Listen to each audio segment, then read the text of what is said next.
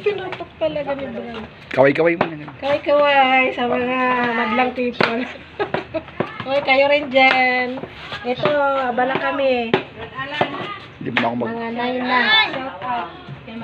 hindi mo na ako magsalita. Abala sa aming mga ginagawa. Ngayon kita interviewin. Ma'am, ano luto po to, ma'am? Halo-halo po. Halo-halo. Halo-halong prutas. Halo-halong prutas po. Ang tawag nito mix. Mix po. O rumble na lang, ma'am, para mas madali. Rambol. Ma'am, pwede po mampa-shoutout nyo doon si Brother Dante sa sa lugar nyo. Shoutout po sa aking mabuting asawa dyan sa Santa Cruz. Pati yung mga kapitbahay ko dyan, mga ate ko, mga sister ko. Yan po, kung napapanood nyo po si Sister Margie, siya po yung tiga Santa Cruz na pumunta lang dito para mag-prepare ng pagkain para kay Pastor sa may kaarawan ngayong araw na to. Kaya ito, kung nakikita nyo to, mga sobrang kabisyan yung mga nanay. Hi! Ito po, shout out po kayo mga nanay. Hello, Miss you.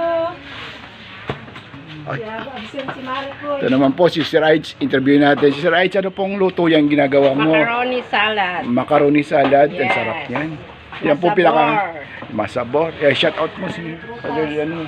Shout out sa kay Jaime sa aking palalabs. Yun. Grabe. One and only. Yan, may one and only ah. One and only. Ganun kamahal niya si... Siyempre, Oo. ganyan talaga. Oo. Pag senior na, kailangan magmahalan. Yun, ang tama. God is good. Kaya ang mahal na mahal na talaga si Buddy Jaime. Ako'y matanda na. Nanay, na tayo magbago. Kung nakikita nyo po, naririnig yung kanta na yan, sana dito tayo magbabago. Sana po lahat tayo di magbago sa lahat ng mga ginagawa natin, pag-uugali. Kaya God bless po sa lahat ng mga nanonood ng Diyos.